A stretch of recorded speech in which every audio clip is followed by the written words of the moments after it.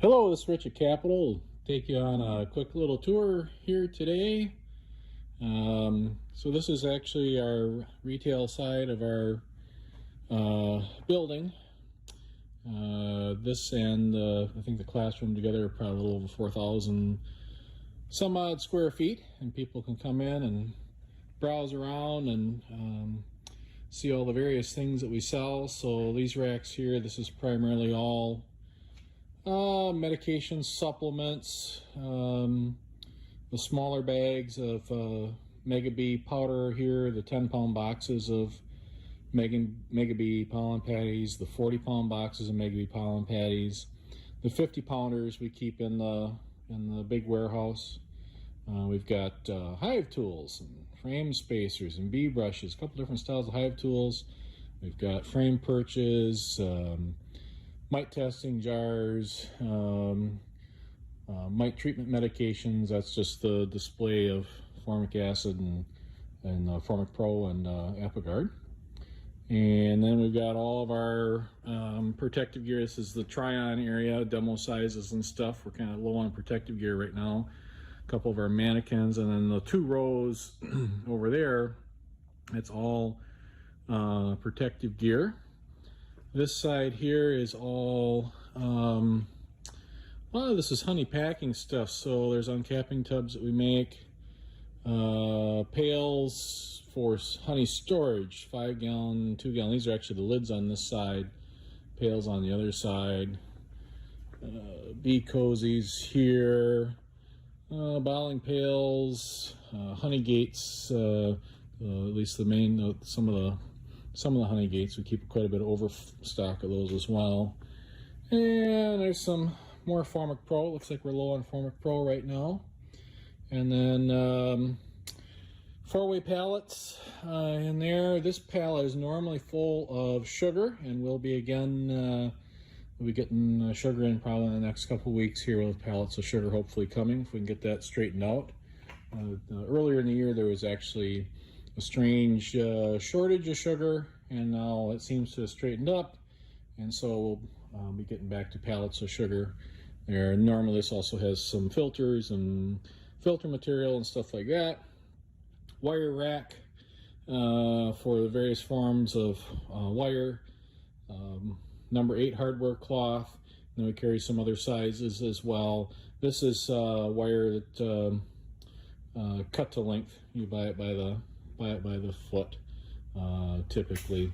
And then there's foundation. Looks like we're a little low on deep and medium foundation right now, but there's snap-in plastic, and then there's wire wax, and there's also cut comb down that way. Most of the time this is piled with frames, or low on frames right now.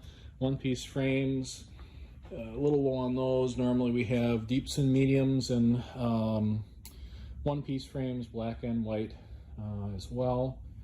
And then up this line, this is kind of all, let's see, 2-gallon feeder pails in here. So our feeder pails we make with the stainless inserts in them. This is all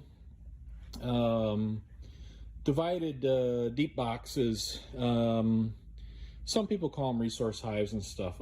They're based on Michael Palmer's concept, divided deep. And I'm sure there's other people around that had, maybe even before Palmer. So it's a divided deep. These are unassembled ones. There's our standard inner covers for them. There's two-way solids, two-way screen bottoms sitting here for all that. This side is all bottles, honey packing bottles and stuff like that. And then there's more and more bottles all the way up across the top there. Well, I guess there's more bee cozies on this side. Stacy's glasses that she's always looking for, can never find. This is all Ross Round stuff. So these are Ross Round Honey Supers, Nuctis that we make. This is all Ross Round stuff. This is 8-frame MVs, 8-frame rims. We're a little short on those right now. 8-frame wicking boards. Then down below is 4 and 5 frame. 5 frame deep nooks, 5 frame medium nooks, bottom boards for 5 frame, standard covers, standard inner covers, migratories, and then we usually always have tele covers here too. We got a batch of those in process coming as well. What's fun stuff that Stacy had? Oh yeah, uncapping knives, 2-ounce bears, hot and cold uncapping knives, all that stuff. Carts, material carts. This is variety odds and ends. This is native bee houses, mason bee and leafcutter bee houses, observation houses, and standard houses down below. Queen rearing, cell cups, grafting tools, all that fun stuff in there. This is 8 frame equipment. So, triangle escapes, 8 frame fume boards, 8 frame unassembled deeps, 8 frame unassembled mediums. There's usually also 8 frame screens and 8 frame solids, and our PVC inserts. 8 frame feeders, short on those right now. A lot of stuff, people been picking up stuff for swarms. 8 frame slatted racks, 8 frame standard inner covers. Pollen feeders, 8 frame teles. There's usually 8 frame migratories here as well. Frame feeders with the ladder caps in them, 8 frame queen excluders. 2 frame jar feeders, 1 gallon feeder pails, similar to the other ones, like so, with the insert in them. There's those divided deeps assembled on this side.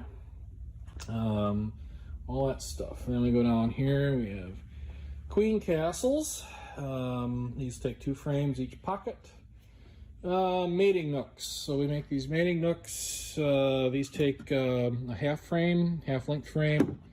And then there's the migratory covers for all the mating nooks. We've got unpainted and painted versions of that. Observation hives that we make. They're based on a 5 frame nook box, integrated bottom, screen bottom actually in them, with a pull out. And then you have a queen excluder, and then you pull a frame up that has a queen on it theoretically, and you put that up in there, and then you've got your observation hive, is what that is. Some miscellaneous odds and some frame assembly jigs. Just a small bunch of unassembled medium frames. This is all 10 frame stuff. Queen excluders we make. Migratory covers, tele covers, standard inners, acrylic inners, solid bottoms, screen bottoms, slatted racks, rims, 2-inch rims. Those are summer winter inner covers, are what these are. Summer winter inner covers. MV covers for winter. 10 frame moisture wicking boards are in there. Come around the big warehouse ladder. 10 frame triangle escapes, similar to the 8 frame triangle escapes. 10 frame fume boards are what these are, with a black outer aluminum. This is all bee repellent. What do they got in these boxes here? Oh yeah, entrance reducers, tapered and then standard old run-of-the-mill entrance reducers. Unassembled 10 frame deeps. There, use usually unassembled 10 frame mediums here as well. Feeders, Stacy's got these upside down, but that's a 10 frame feeder. There's usually always this side here typically has some painted stuff. Painted solids, painted screens, painted teles right along in there. More frame parts, both groove top and then wedge top parts. And then typically these racks over here, almost always, this whole row of pallets is full of assembled boxes. So we got a little work to do. We got plenty of work to do in the shop, but we've been in pretty good shape all spring and early summer. And we'll get caught up now and get a bunch of that stuff all set. I see there's even more uncapping tubs over here in our kids' play area. This is our reading area, the library and the magazines and all that kind of stuff. Smokers. These are our smokers, our 3 types of smokers: a standard smoker, a dome smoker with inner can, and a large dome smoker. And then there's another bay of them. Now I can see the bays of pails. That's just some of the pails we've got. And then there's a bay of smokers down here. This bay on both sides full of smokers. I don't know, hundreds of smokers. I don't know what Stacy's got on this side. All kinds of overflow stuff. Hope she knows these are all bottles on the 3rd level up in there. So that's some of the fun stuff in Capital's store today. We've got a couple other odds things around here too as I look around. We've got some old display stuff. They've been packing wax back here, I can tell. This is an old AI root. This is about 1901, 1902 extractor with the swinging baskets in it. It's actually made to run off of hit and miss engine. They used to sell it with an air-cooled hit and miss. This is a number 25, and then you pull the brake, and that's what slows it down. You swing the lever, it actually slips the basket, so it actually runs tangential, so you actually flip the basket side to side. And then down this way here, go back along there. Hi, kitty. This is all empty here. But then down this way here, typically what we have, there is another extractor. This is a Lewis and Sons. When Lewis was a box company, they made beer crates and apple crates and stuff like that in Watertown. And this is a GB Lewis branded extractor. I suspect it's made by someone else. I've seen other ones very similar, different paint schemes, not branded Lewis. But Lewis was ultimately then split up over the years, and it was split up. The box side, they became one of the larger woodenware manufacturers in the United States, competing with AI Root. And then Dayton actually bought Lewis, the B box side of it. And the other stuff that Lewis made, that all went to, I think, like Georgia Pacific and some other companies here in Wisconsin split off other aspects of the Lewis business when that was all dissolved out of Watertown many years ago. Probably 4 decades ago, something like that. So when you see Dayton stuff originally, there used to be a time where it was Dayton Lewis. And but anyway, this is GB Lewis Watertown.